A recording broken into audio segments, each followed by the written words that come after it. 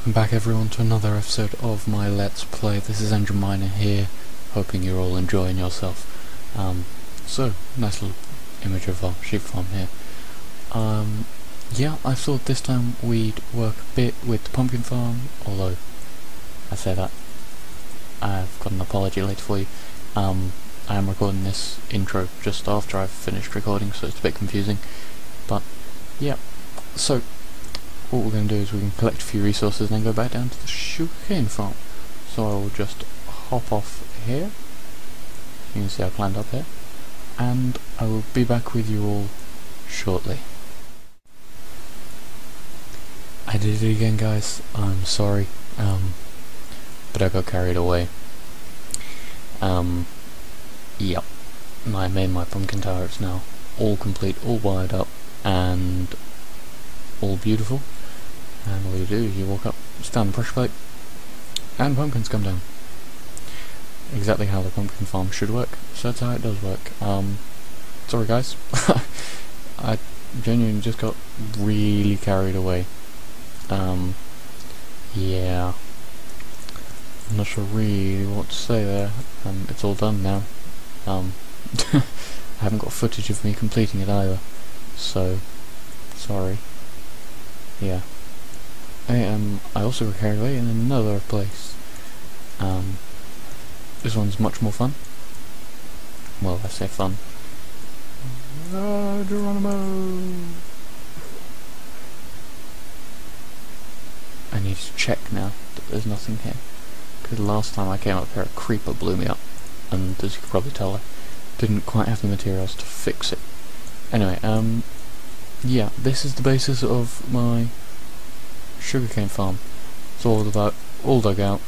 Several of these areas down there. I'll probably dig out more, but yeah, I sort of got carried away. Apologies. But what I will do is in this wall here, we're going to make the whole system which will control my sugarcane farm. I'm gonna do this and then we're gonna show you guys how to do it as well, so everyone can have fun.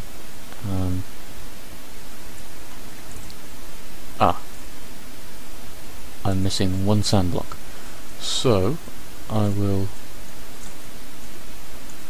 do this and then I will be back. I'll go get it and then I'll be back with you guys shortly. Right then guys, so we're back and we can see I've just dug out a little area here and lit it up. I won't need all this space for this system, but I'll need a bit of it. So, firstly I guess I will tell you what this system does. To start off with, we're going to have sugarcane growing here. This is going to be used to be able to time the entire rest of my system. There's going to be a bug switch above it, which is going to activate every time the third wheat grows, and it's then going to have two pistons here, which will harvest and push all the wheat into here, where I've got a cactus beneath. I've also got this lovely pumpkin, and well, yeah, that helps to light this area. So it'll be nice and lit, and it'll be quite mysterious as to where it's lit from, because all you'll see is sugarcane, water, and some pistons. So, I guess we'll start, and then what I'm going to do is I'm going to take you all into my Let's Play world, and then we're going to have a look at how this is all done. So, first off, I need to take this back a bit. Right, so,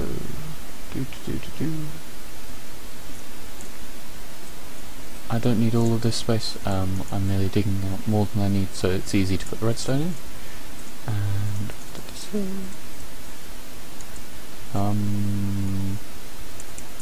Snake number one. I didn't need to take all that out.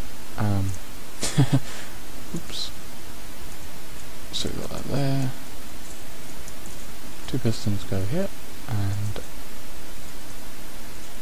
here. Brilliant, good job. And then we put that up. Now here. And put that there. brilliant. There's going to be a sound where I am, so we need that there. This here. That's going to be little torches. There and there. Oh. And then that there. Bring these out so I can walk around. These light grey wool are all going to be the makings of my bud switch, so don't worry there, that's not that complicated.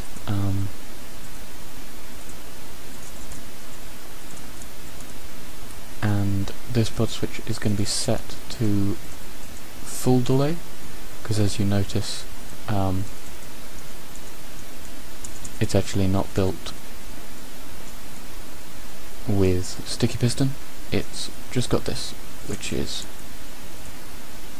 a falling sound, which saves on stuff realistically.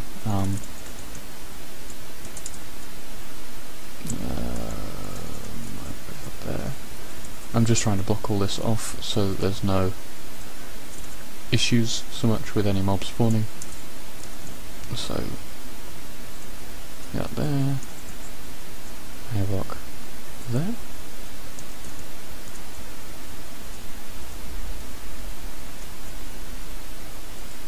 Can I please? No, okay. Brilliant, that's there. Torch there. I need this here. That needs to go. Oh, didn't need to delete that.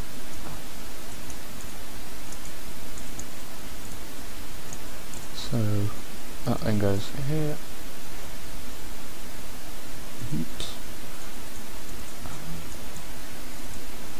Put that there. And that there. Now we have the completed system. That was all very slapdash and quite rushed fuel, I apologise. What I'm going to do now is I'm going to block all this in.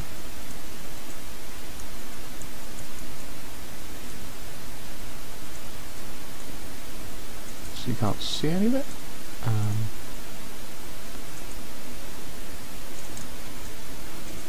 There we go. Put this at the bottom here, and now we're going to seal up the front so that no sugarcane is lost, so we should get very, very few issues. Mobs are not able to spawn in there, and we shouldn't have issues with losing any sugarcane. Actually, well, I lie. I did test this in creative, and occasionally, and I mean very occasionally, once in 100, one of these sugarcane from the top would actually bounce off that wall and land just on the edge here. But there's 1 in 100, and the sugarcane doesn't grow very fast, so it'll be enough that I won't even notice it when that happens. So that's that done actually. I think we're going to take this Let's Play episode on a little bit of a tangent. We're now going to head over to my creative world. We're going to use FV Disco's OCD texture pack, and we're going to explain how this works. Appreciate this isn't what normally happens in a Let's Play, but this is the stuff that I did when I worked it all out. And I will explain to you the redstone behind it, and how I'm then going to use this to power all this. So, I will see you all there. Whoosh. Right then, hey guys, so we're now in my test world, and I just thought I'd show you this very quickly. Simple. This is rigged up to a T flip-flop using a NOT gate to supercharge it so it's instant, and then that then powers a piston. Easy peasy. All that happens is that also then powers a redstone lamp. So as you can see, the sugarcane cannot grow, so the lamp is off. Press the button, lamp goes on, piston retracts. Push the button again. There you go. There's a slight delay when you turn off the lamp and stop the sugarcane from growing, because of course this button is still pressed, but that's the only slow thing in this system, really. The rest of the stuff has a 1-tick delay. That wasn't really what we were here to show you, and I was here to show you what's up here, so we'll go and see this. and this was the bare bones of the sugarcane growing. So this is what we'll build. Instead of using blue and orange, we're going to use blue and red because those are the two that I happen to pick up. However, because the floor is red, where I've used orange here I'm going to use blue, and where I've used blue there I'm going to use red. So we're going to start off first of all by placing the destroyer pistons, because those are the easiest ones to know where you go. That's easy. You can tell they go here because the sugarcane goes at the bottom, and you only ever break the top two off, because if you break the bottom one then the sugarcane can't continue to grow. So once we've done that, we're now going to come up here. We're going to place 3 blocks because that then puts us on top of where the sugarcane will be, and now we're going to create the bud switch. So while I'm building this, I'll tell you how bud switches work. What happens is a bud switch operates because powering a block diagonally to the bud switch, to a piston, will still power it, but it will only operate while it's while this piston is updated. So normally powering this block here that's next to the sand will not have an effect. However, in this case it will have an effect every time it is updated. So that's our bud switch, and what happens is we update it by placing or destroying a block, and it does this. And this is because I've not used a sticky piston. All you've got to do is increase the delay. I've put these both on full delay. That's not to do with the minimum requirement for this bud switch. The minimum requirement for this bud switch is actually a total of 5 ticks delay, I believe. Yep, you do that and it'll still work. However, because of the system we require it to use later, we're going to do this. So here is a bud switch. This block is diagonally powered, so we'll power the piston as soon as we update the block. However, as soon as it gets to the top, this block is now depowered, and so the piston will just retract, and then as soon as that happens, the sand will fall. Now, because the sand lands back on the piston before this here is relit, that means that this torch won't go out again immediately, which means that all is well and this won't continue to flicker. So you just need to give it that 5 ticks total on the repeaters. For instance, you can actually put one on 1 tick and the other on 4, and that'll still work. So that's nice and simple. So now we're going to have to power the destroyer pistons, and to do that we have to take a repeater out of the sand block, is where I decided to take the power from. And then we'll create a NOT gate, and here we go. What's going to happen is, because we want it to activate every time these pulse, we need to create a double NOT gate, because every time it pulses we want to pulse these. So we'll create a double NOT gate, and then we will power the bottom piston like so. So now every time we update this, that happens. So we update this block, this triggers. Not only does it trigger itself, it sends a pulse to these destroyer pistons, and these pistons will break the wheat and retract, all before this system resets. So we do that, and as you see, these are back before the sand lands.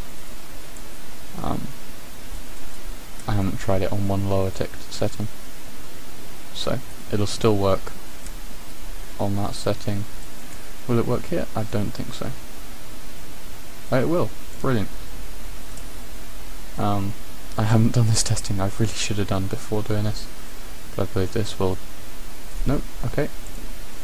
So you can actually run this on the minimum setting here.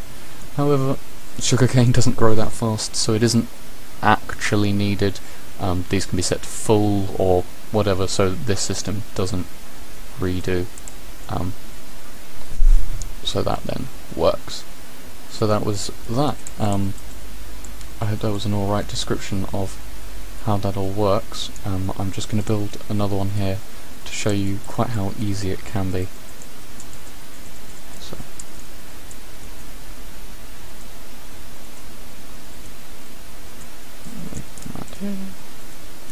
And I'm going to build this without flying, so you can see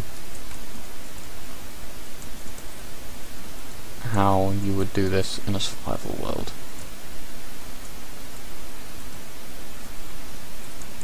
Of course, what I won't do is spend time mining away blocks that I don't use, because can't do that on creative.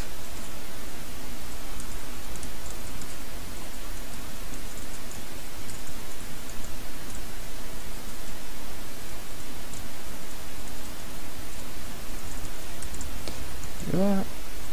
Let's get this in.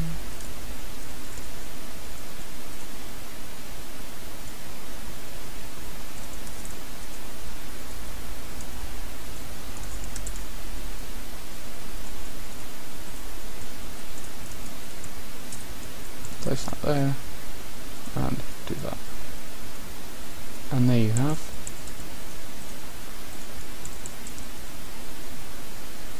the wheat pulse.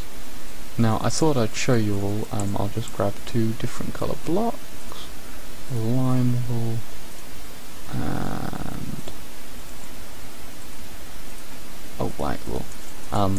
There are many places from this system that I can draw power in order to activate my farm here, because all I need again is to pulse some pistons. So if I wanted to withdraw some down charge, I could withdraw it from this block. I could either redstone wire it, or I could use a repeater on there. If I wanted a high charge, I could draw it from here. I could even bring it this way if I really wanted to. I could also draw it from here. I could also draw the high charge out from here, and any low charge could be drawn out of this block in any particular direction I want. Again, this system is very easy to get current out. If I could draw it here, I could draw it out for any of these that are low charged. I could draw it out of this torch. There really is very little that you could struggle with if you're trying to get current out. You could of course also draw a high charge, a pulse out of this, just like I've done on these other sides. So the entire system is versatile, and many ways that you can get current out in order to power the whole system, in case you were just wondering that when you saw me do this. So yeah, this is the sugarcane timer. It's actually really compact in terms of it. It's 5 by 2 by 6, and there actually isn't any restriction with putting blocks on top of this 6th layer, because there's no redstone dust on top of these torches, so there's nothing to short circuit if you do this. So this whole system really is quite compact, and you can use it to time your sugarcane farm. The reason I'm using this over the system that I thought I would use, which is just over here, which is the system that Generic B uses, or used in his sugarcane farm when he did a tutorial on it. That's this one. Uses an upward firing bud switch to detect here. The reason I'm not using this is because you don't have 2 pistons, so you do sort of lose 1 wheat, although it's nice and inbuilt in the farm. I preferred a large scale thing like this that I could merely dig out a large enough section for. This isn't entirely necessary. I'll be redoing that but a nice large, very repeatable structure was ideal for me because I can line these up side by side, whereas this does pretty much limit you to one.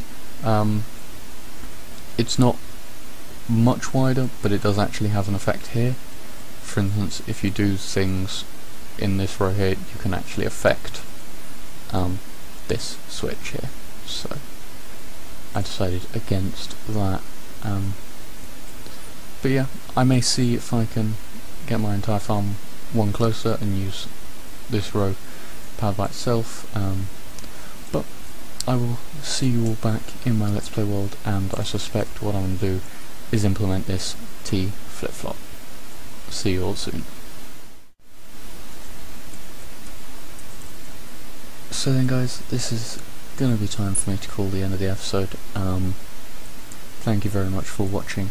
I suspect next time what we're going to do is we're going to make all this work, and yeah, this is the system working that you saw in the creative world. It's exactly the same. So yeah, this whole system is 4x6x6 if you include these two, and all the glass here. But yeah, I'm going to need to do something with this whole room. I don't suspect I want the storage room to be this big. I may cut it into a square here, all the way along there, and put a lift in here, because while jumping down is really fun, because that's actually so far you can't even see the light at the top. Getting all the way back up is a bit of a pain. So yeah, next time we'll work on that. Probably into some, if this has a big lift, I may convert this into some proper storage room, and that could be quite cool. But most likely next episode we'll be working with this. Thank you all for watching. As always, let me know what you want to see, what you saw here that you didn't like, or anything that you did particularly like. Give me any ideas you think I could implement in this world, or pretty much just any comment you want to leave. Much appreciated, as always. I hope you enjoyed this. Like, comment, subscribe. I will see you all next time. Engiminer out. Oh, no, not quite. I've recorded this 3 times now, and every time so far I've forgotten to say this, but I do have a little clip at the very end of this video for you, and it's my wheat farm flushing, because that was voided at the last episode. I said I'd give it to you and then I didn't, so I thought I'd give it to you this time. Unfortunately, the size of the wheat farm is actually quite large, as you probably realised by now, which means that just by standing on my viewing platform, it's not actually enough